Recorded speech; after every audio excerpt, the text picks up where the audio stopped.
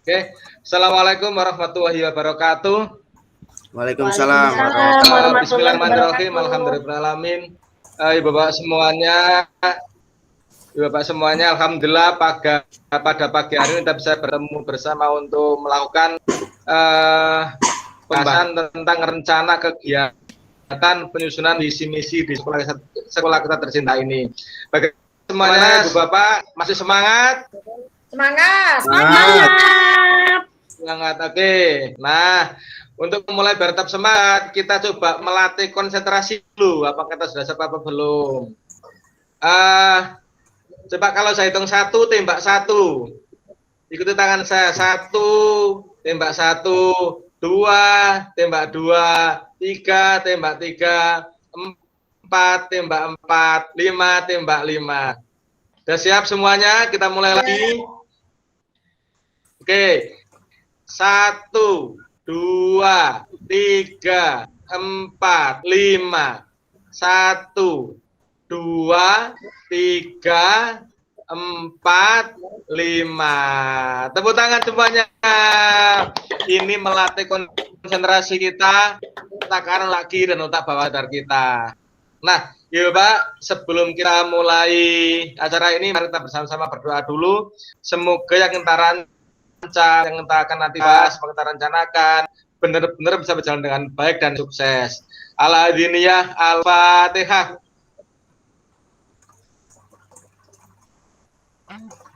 Terima kasih semuanya. Nah, Ibu Bapak, pada pagi hari ini kita akan membahas pertama adalah rencana untuk penyusunan visi, misi, dan tujuan sekolah kita tercinta ini. Tujuannya untuk apa? Adalah tersusunnya teks visi, misi, dan tujuan sekolah sesuai dengan karakter sekolah kita. Kenapa? Karena selama ini kita, visi, misi kita yang kita buat hanya menjadi angan-angan. Belum bisa kita praktekkan dalam kehidupan sehari-hari. Hanya menjadi semacam elit, ditempelan di papan, dilakukan di mana-mana. Nah, kali ini mari kita bersama-sama betul-betul menyusun teks yang betul-betul bisa dilaksanakan dengan baik, diimplementasikan dengan baik. Nah, output kita nanti adalah kita menghasilkan teks visi, misi yang saling berurutan, tujuan saling berurutan, di mana visi dijabarkan di dalam misi, kemudian misi jabarkan dalam tujuan sekolah, sehingga nanti bisa betul-betul sekolah kita bisa mencapai sekolah yang diharapkan, terutama sekolah menjadi sekolah penggerak di mana bisa menerapkan pembelajaran dengan paradigma baru yang mencapai tujuan untuk menuju ke profil pelajar Pancasila. Nah, alhamdulillah peserta pelatihan kita pada pagi ini adalah ada meliputi pengurus yayasan. Ini ada ketua dan sekretaris hadir, alhamdulillah. Kemudian ada kepala sekolah yang bersama-sama bagaimana membangun sekolah dengan baik. Dan yang ketiga ada 10 pelajar yang terlibatkan. Kenapa ada 10 guru? Lebih besar karena agar semua guru bisa mengetahui visi misi tujuan sekolah kita. Kemudian juga ada komite sekolah. Penting sebagai wakil dari wali murid untuk bagaimana bisa membawa konsep-konsep dari wali murid itu. Nah, Bu Bapak nanti mohon diingat pada saat pelaksanaan nanti mohon ada kita siapkan perlengkapan yang ada yang dibutuhkan maksud saya, sehingga nanti perlengkapan ini bisa mendukung proses untuk pertemuan kita pada penyusunan visi misi dan tujuan ini. Nah, pertemuan nanti kita setting karena kita anggap nanti sudah zona hijau, kita sudah kembali ke depan normal. Nah, sehingga nanti pertemuan kita pakai pertemuan dalam bentuk luring, dalam bentuk langsung tatap muka, sehingga lebih efektif, lebih efisien, kemudian kita bisa menggali potensi-potensi yang ada. Itu tuh nanti Ibu Bapak nanti kita siapkan perlengkapannya adalah ada bagaimana draft agenda langkah-langkah kegiatan kita nanti. Harus disiapkan dengan betul. Nanti peserta di penyusunan ini betul-betul bisa mengetahui apa yang akan kita bahas. Kemudian flip chart yang kita butuhkan. Kemudian ada spidol, kemudian ada lakban, ada macam-macam kita butuhkan nanti. Ini mohon dipelajari nanti di lapangan, dilihat agar nanti bagaimana pertemuan kita yang dalam bentuk skala besar untuk menyusun visi misi tujuan ini bisa berjalan dengan baik, terkonsep dengan baik, proses dengan baik, sehingga nanti menghasilkan hasil yang terbaik. Bawah, Pak.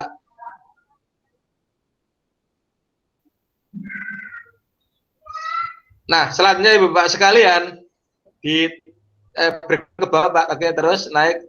Nah, konsep kita nanti untuk melakukan kegiatan ini, yang pertama kita atur waktunya. Jadi Ibu Bapak sekalian, dalam waktu nanti kita akan bahas tentang yang pertama, bagaimana peserta ini mampu bisa memahami konsep yang akan kita ambil, kita perkembangan untuk yang akan datang. Untuk yang pertama adalah peserta paham tentang tujuan pertemuan ini dengan durasi dan waktu yang ditentukan dengan baik. Langkah-langkahnya adalah sebagai langkah umum proses pertemuan dengan baik. Berikut ke bawah lagi, Pak. Ke bawah lagi. Nah, ini Bapak sekalian, ini kegiatan inti kita, Saya butuh masukan dari Ibu Bapak semuanya, kira-kira kegiatan inti, Pak, naik ke atas lagi. Ini kegiatan akhirnya, kegiatan inti. Nah, kegiatan inti kita adalah, Ibu Bapak, nanti harapannya fasilitator ini mampu untuk menyampaikan poin-poin penting tentang misi dan tujuan sekolah. Jadi menyampaikan betapa pentingnya visi misi untuk sekolah seperti ini. Karena ketika sekolah punya visi misi dengan baik, visi misi tidak jelas dibuat, visi misi sesuai dengan karakter sekolah itu, maka mungkin visi misi itu akan hanya menjadi semacam pajangan saja. Nah, kira-kira menurut Ibu Bapak yang ada di sini, ini, apa kira-kira poin penting daripada visi misi itu yang betul kita sampaikan kepada peserta nanti? Monggo, bisa disampaikan. Mungkin Bu Ninis bisa menyampaikan apa poin penting daripada visi misi itu? Poin penting terhadap visi misi itu, Pak, memberikan gambaran yang jelas apa yang dicita-citakan oleh sekolah jangka panjang. Itu. Ya, saya kira itu yang luar biasa. Bu Ninis, tepuk tangan untuk Bu Ninis. Memang visi berarti menjadi jangkauan jangka panjang, jangkauan yang dicapai kira-kira 5 sampai 1 tahun yang akan seperti itu. Mungkin dari yang lain barangkali ada, monggo Pak Hendro. Terima kasih Pak Samsul. Topik ini menarik untuk terutama saya ya, untuk kita cermati secara bersama, karena permasalahan di sekolah kami itu adalah kami masih agak bingung gitu Pak untuk visi misi ini terkait dengan nanti pelaksanaannya. Nah, kalau boleh berpendapat, boleh sekaligus bertanya, apakah visi misi ini disesuaikan gitu Pak dengan ciri khas atau kultur dari satuan pendidikan yang ada di kami. Begitu Pak. Ya, terima kasih Pak Hendro. Jadi garis besar para visi misi itu wajib dalam tanda kutip harus menyesuaikan dengan kultur, kondisi, budaya yang ada di sekolah sekitar, sehingga nanti apa yang ingin dicapai oleh sekolah itu tidak menyimpang jauh dari kondisi lingkungan yang ada. Apa yang diinginkan oleh sekolah itu kemudian bertentangan berhadapan dengan lingkungan yang ada. Begitu Pak Andaru, Pak Hendro, mohon maaf. Terima kasih. Siap. Selanjutnya, fasilitator juga menyampaikan tujuan dasarnya visi misi. Nah, kira-kira apa sih tujuannya kita harus punya visi misi itu? Toh semua sudah punya cita-cita, semua sudah punya angan-angan. Tapi kenapa mesti diwujudkan dalam bentuk untuk menyusun visi ini? Bu Sohibah, monggo. Ya, terima kasih Pak Samsul, menarik sekali. Jadi kalau tujuan ini kita perlukan agar kita bisa menyusun misinya Pak Samsul mungkin ya. Tadi juga saya luput ya, untuk visi ini rasanya selain kita mimpi dari lembaga atau sekolah, perlu juga kita membuat visi yang singkat, jelas, padat, tapi juga mudah untuk diingat oleh semua orang Pak Samsul. Dan tujuan ini menjadi penting untuk menuntun kita agar kita bisa membuat misi. Barangkali itu menurut pandangan saya Pak Samsul. Terima kasih. Iya, terima kasih Bu Yuli, bagus sekali. Jadi pada akhirnya nanti visi itu adalah yang mudah diingat, mudah dihafal, sehingga orang-orang semacam slogan begitu nanti akan dituangkan dalam bentuk misi. Nah, kira-kira membreakdown dari visi ke misi ini apa kira-kira dilakukan oleh peserta ini nanti kira-kira? Pak Hendro mungkin? Sebelum menjawab pertanyaan Pak Samsul, mau cerita sedikit yang terjadi di sekolah kami, Pak. Jadi sekolah kami sudah beberapa kali berganti kepala sekolah, Pak. Dan ketika berganti kepala sekolah itu visinya ganti juga, Pak. Kami jadi teman-teman di satuan pendidikan itu para guru jadi bingung, Pak. Ketika kita baru mau implementasi visi dari kepala sekolah sebelumnya, sudah ganti lagi. Memang menurut Pak Samsul sebagai pelatih ahli gitu, Pak, apakah memang harus berganti gitu, Pak? Atau bagaimana, Pak? Mohon maaf, terima kasih. Terima kasih. Sebelum saya jawab, mungkin ada dari Bu Ninis atau Bu Dian atau Bu Yuli bisa bagaimana tadi kira-kira dari yang terjadi peristiwa dan semuanya Pak Hendro tadi itu, di mana ada kepala sekolah baru, maka visinya ganti baru juga. Gimana itu? Okay. Terima kasih Pak Samsul.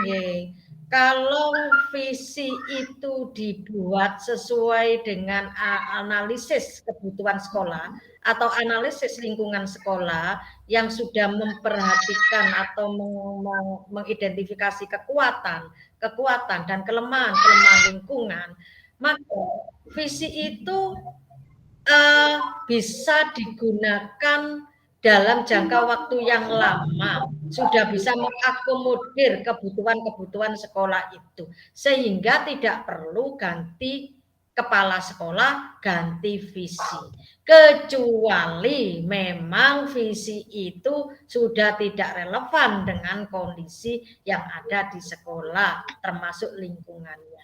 Terima kasih. Terima kasih Bu Ninis. Jadi memang kalau visi itu disusun bukan berdasarkan kemauan kepala sekolah, tetapi kemauan besar dari lembaga itu. Sehingga kalau memang dianggap masih update, masih sesuai dengan kondisi yang ada, barangkali menurut saya tidak usah kepala sekolah mengganti visi atau misi itu. Tetapi kalau memang itu dianggap kurang pas, kurang update atau sudah tidak sesuai dengan kondisi yang ada, maka perlu untuk direvisi atau diperbaiki, tetapi bukan karena faktor pergantian kepala sekolah, tapi kebutuhan lingkungan yang ada. Barangkali begitu Pak Hendro. Nah, selanjutnya juga fasilitator menyampaikan, Fasilitator juga menyampaikan analisa konteks. Kita melihat lingkungan sekolah itu kayak apa? Apakah di pedesaan, apakah di perkotaan, apakah di lingkungan pabrik, apakah di lingkungan pertanian, apakah di lingkungan pondok atau di mana, sehingga fasilitator betul menyampaikan pandangan umum tentang ini loh kondisi real lingkungan di sekolah kita, sehingga nanti menemukan visi misi yang terbaik. Nah, selanjutnya adalah fasilitator mempersiapkan untuk menyampaikan gagasan tentang visi misi dan tujuan. Nah, mungkin Bu Dian, barangkali dari visi misi untuk di breakdown ke tujuan sekolah, kira-kira apa urgennya kita untuk membuat tujuan sekolah dari visi misi itu?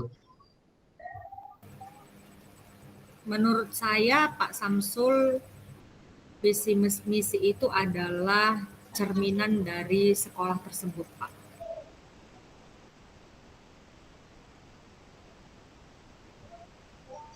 Halo, kedengaran suara saya, Pak? Kedengaran Bu. Agak putus-putus Bu Dian. Saya agak putus-putus. Menurut saya Pak, breakdown-nya itu visi misi adalah cermin dari sekolah, gambaran dari sekolah Pak. Itu menurut saya. Kalau kita sudah tahu visi misi, iya Pak. Kalau kemudian ditarik ke misi, ditarik ke tujuan, itu kira-kira match apa enggak, nyambung apa tidak sampai ke tujuan itu? Match, Pak. Ini suara saya yang enggak dengar, gimana? Kedengaran kok Bu Dian, Pak Samsul juga kedengaran. kami tangkap.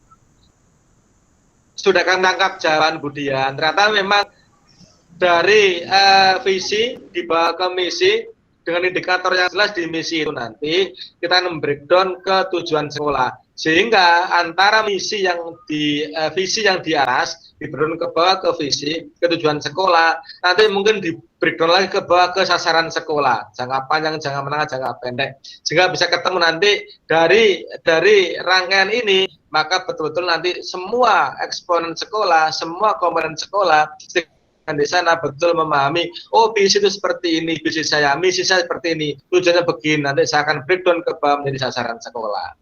Itu tentang bagaimana visi misi yang kita susun bersama ini. Mungkin ada tambahan tentang konsep visi misi dari Bu Yuli mungkin, monggo Bu Yuli.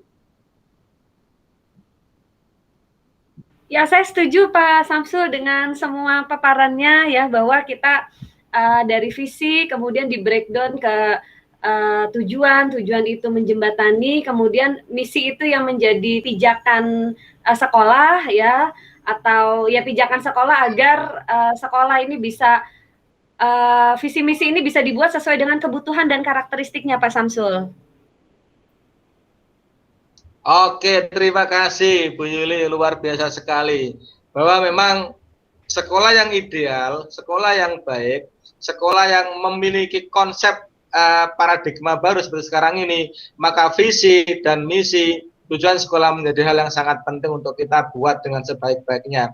Jangan sampai menjadi seperti pengalaman pada masa-masa lalu, bahwa visi dibuat hanya untuk dibuat pajangan, hanya mungkin untuk memenuhi di salah satu instrumen di akreditasi sekolah, harus ada visi, misi, tujuan.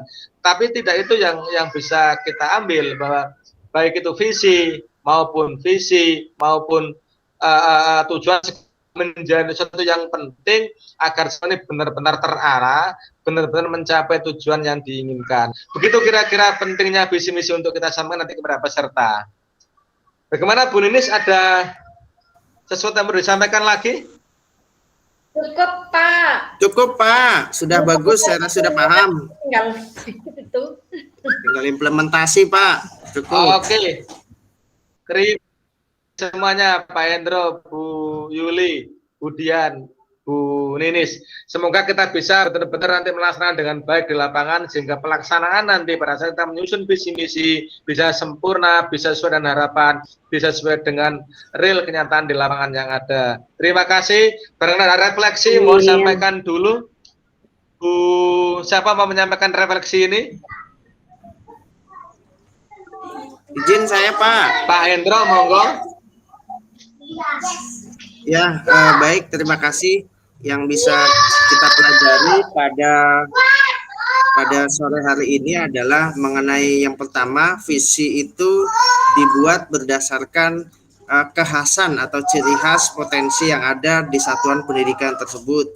Dan yang kemudian yang kedua, visi misi tidak perlu diganti jika memang kepala sekolahnya berganti, tetapi memang perlu ada penyesuaian berdasarkan perubahan lingkungan atau kebijakan yang terjadi.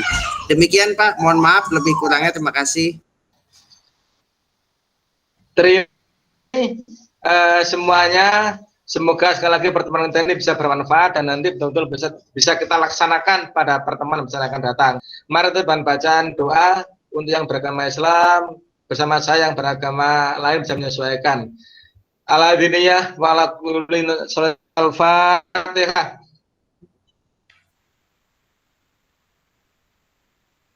Terima kasih, saya akhiri. Semoga kita semuanya sehat. Wassalamualaikum warahmatullahi wabarakatuh. Waalaikumsalam warahmatullahi wabarakatuh. Terima kasih.